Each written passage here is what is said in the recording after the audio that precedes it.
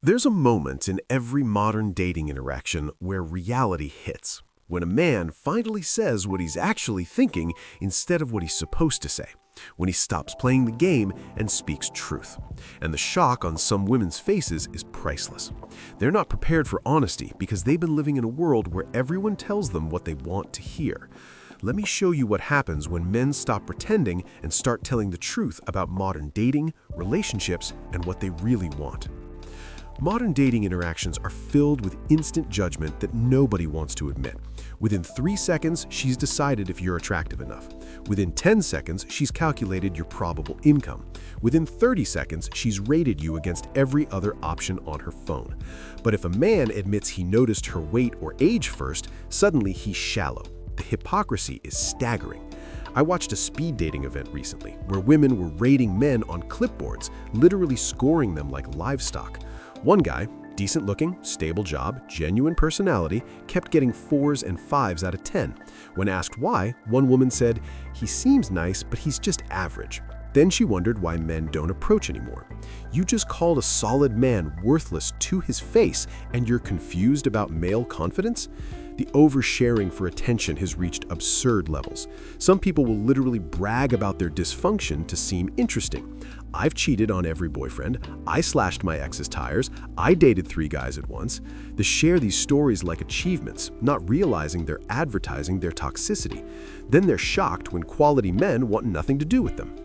Here's a truth that shocks some women. Men's and women's value develops differently over time. At 22, an attractive woman has infinite options, while a 22-year-old man is usually struggling. But by 35, that successful man has options worldwide. While some women are panicking about their biological clock, men build value through achievement. Some women coast on depreciating beauty. When men point this out, the meltdown is immediate. The conversations about money and status reveal uncomfortable truths. A woman making $40,000 will demand a man making $200,000. When asked what she brings to match that financial value, she's offended. "I bring myself." Okay, but yourself doesn't pay the mortgage. Yourself doesn't fund retirement. Some women genuinely believe their presence alone is worth hundreds of thousands of dollars. Men with normal, stable lives are being dismissed as not enough constantly.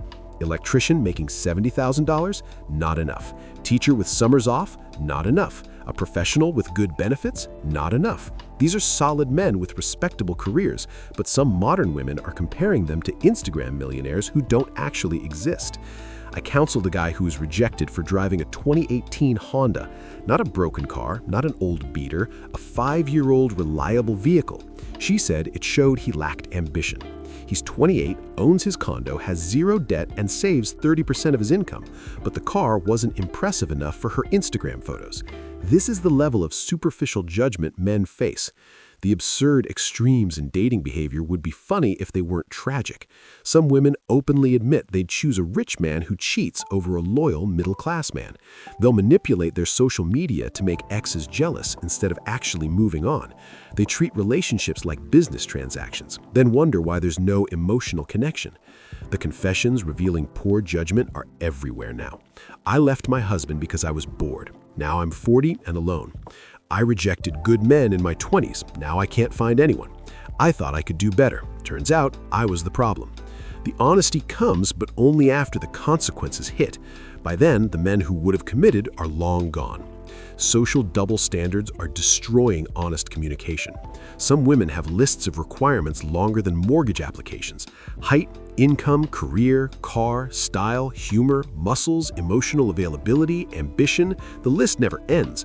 But if a man says he prefers someone who's fit and pleasant, suddenly he's asking too much. He's unrealistic. He's toxic. A man told me his date showed up 50 pounds heavier than her photos. When he politely ended the date early, she called him fatphobic and shallow. But she had 6'+ in her bio. She literally discriminated based on unchangeable height while using fake photos, but he's the shallow one for expecting honesty. The mental gymnastics are Olympic level. Commentary on value in relationships triggers meltdowns because it forces accountability.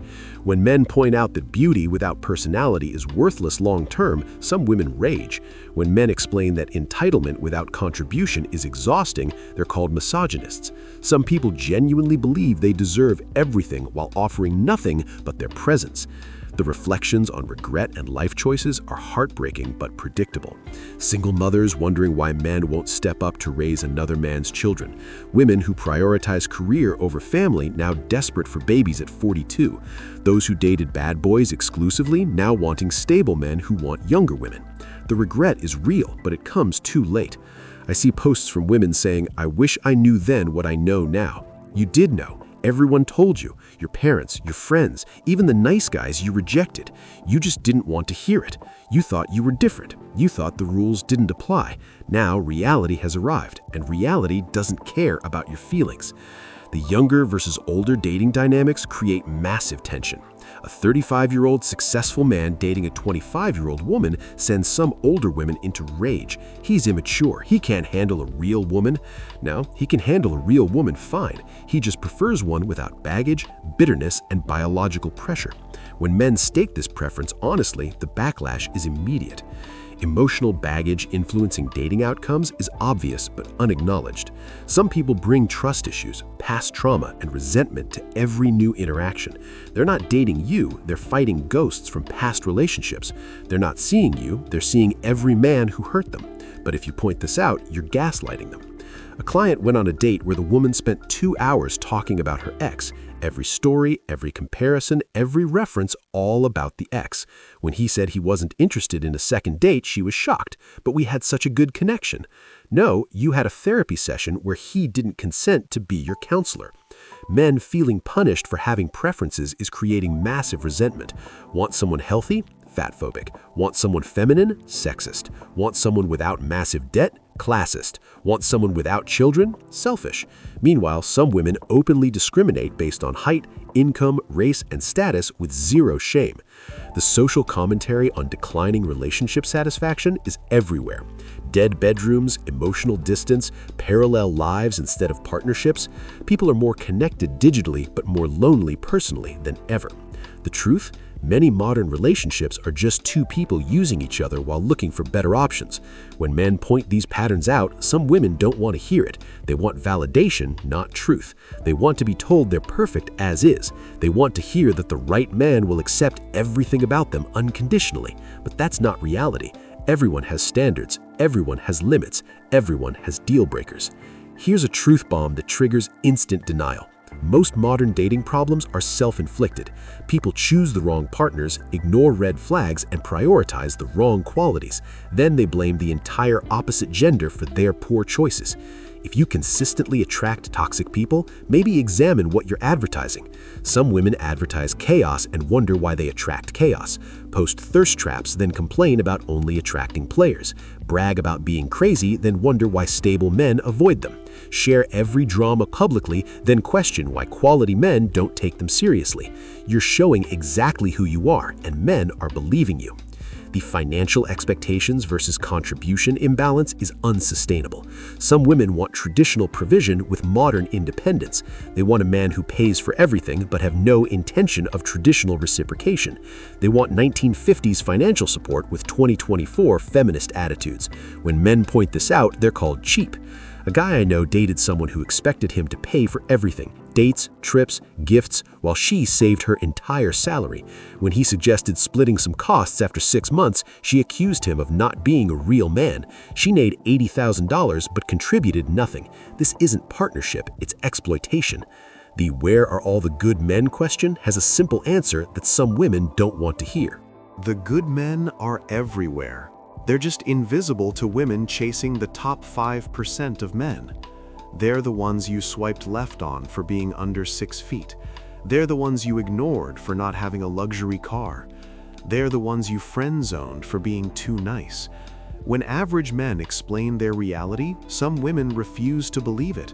The hundreds of rejections, the ghosting, the being treated as ATMs, the assumption of bad intentions, the constant testing, the disposability. Some women genuinely don't understand that average men's dating experience is brutal because they only notice attractive men. The cognitive dissonance is profound. The same women complaining about male standards have height requirements. The same women angry about body preferences use filters on every photo. The same women demanding acceptance for their past judge men for their present. The hypocrisy is so normalized they can't even see it. Here's what happens when men tell the truth about attraction. Physical appearance matters. Weight matters. Femininity matters. Past behavior matters. Current attitude matters. These aren't controversial statements, they're reality. But saying them out loud causes meltdowns because some women have been told these things don't matter. The body count conversation especially triggers rage. When men say they prefer partners with fewer previous partners, they're called insecure. But those same accusers wouldn't date a 40-year-old virgin. They wouldn't date someone who lived with their parents. They wouldn't date someone shorter than them. Everyone has preferences. Men just aren't allowed to express theirs. Some modern women are shocked when men refuse to accept disrespect. When he walks away from being yelled at, when he refuses to tolerate public embarrassment, when he won't accept being compared to exes. They've been told men should handle their emotions, their outbursts, their drama.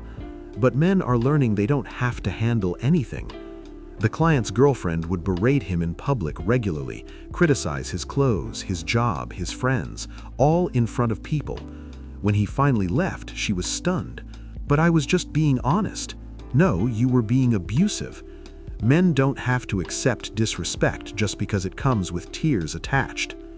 The refusal to acknowledge male emotions while demanding emotional labor is exhausting. Men are supposed to be emotional support systems while having no emotional needs themselves.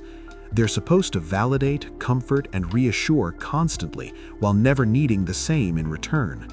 When men point out this imbalance, they're called weak. The dating app statistics reveal truths some women don't want to acknowledge. The same 10% of men getting 90% of matches. The average man getting 1 match per 100 swipes. The bottom 50% of men being essentially invisible. But when these men give up and stop trying, suddenly there's a shortage of men. Some women's profiles read like ransom demands.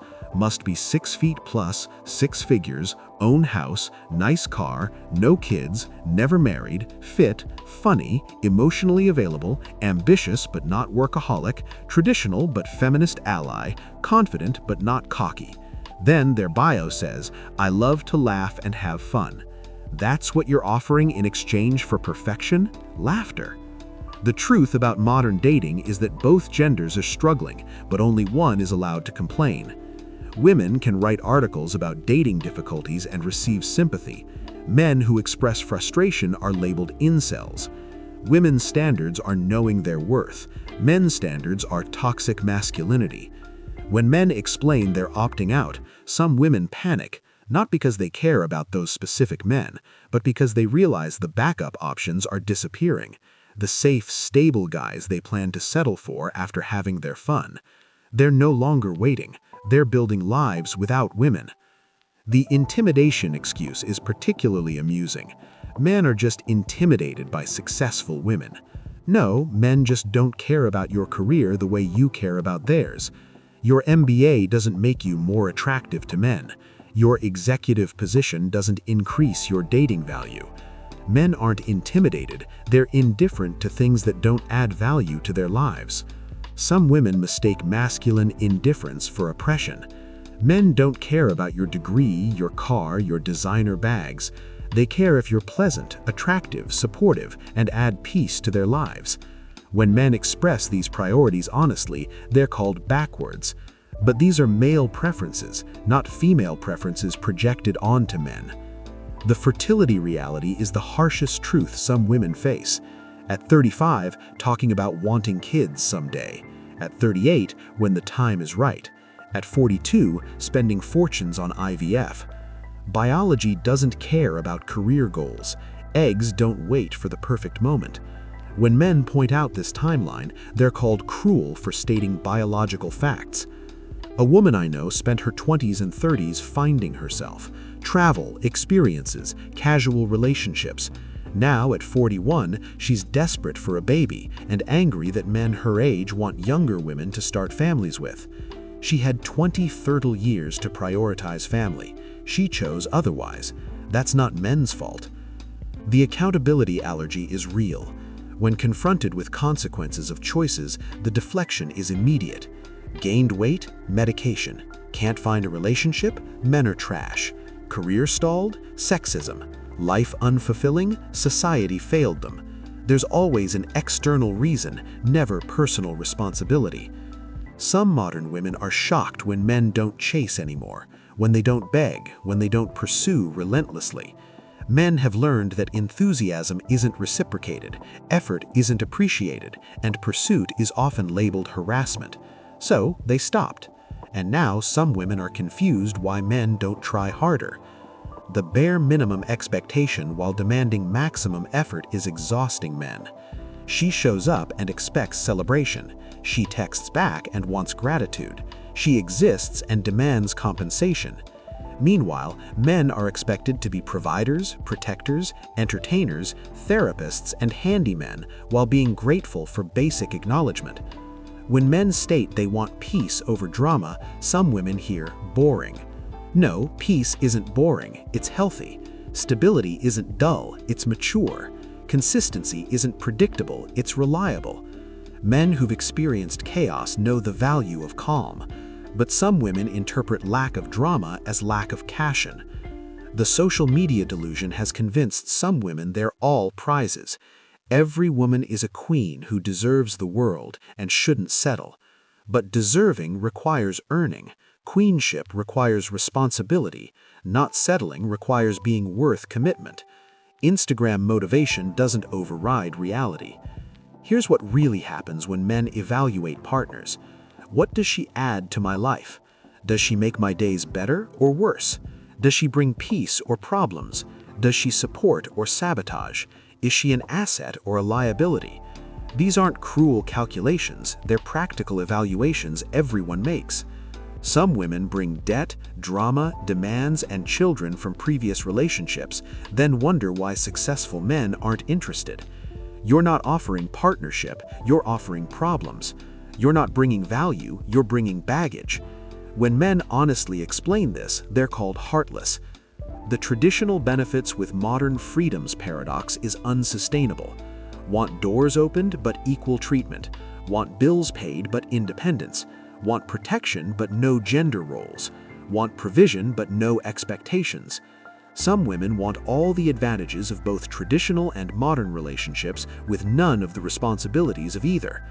When men point out these contradictions, the response is predictable. You just can't handle a strong woman.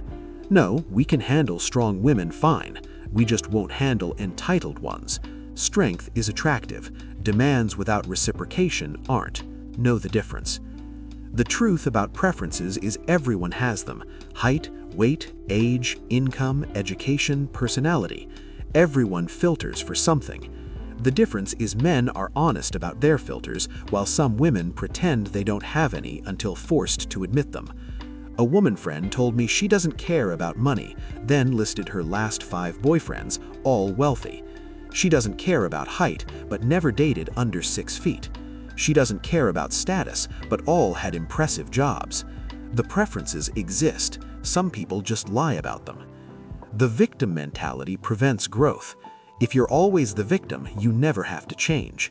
If it's always someone else's fault, you never have to improve. If the world is against you, you never have to try. Some modern women have made victimhood their identity, then wonder why they attract predators. When men explain what they find attractive, femininity, kindness, support, beauty, peace, some women argue these preferences are wrong. They don't try to embody these qualities, they try to convince men to want something different. It's like a restaurant serving bad food, then arguing customers should like it. The "you'll die alone" threat has lost its power. Men are realizing dying alone in peace beats living together in misery. Being single at 50 with freedom beats being married at 50 in conflict. Some women can't comprehend that men would choose solitude over bad companionship. Here's the truth that shocks some women most.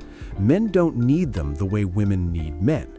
Men can hire cooking, cleaning, even companionship, but women can't hire genuine masculine energy, protection, and provision.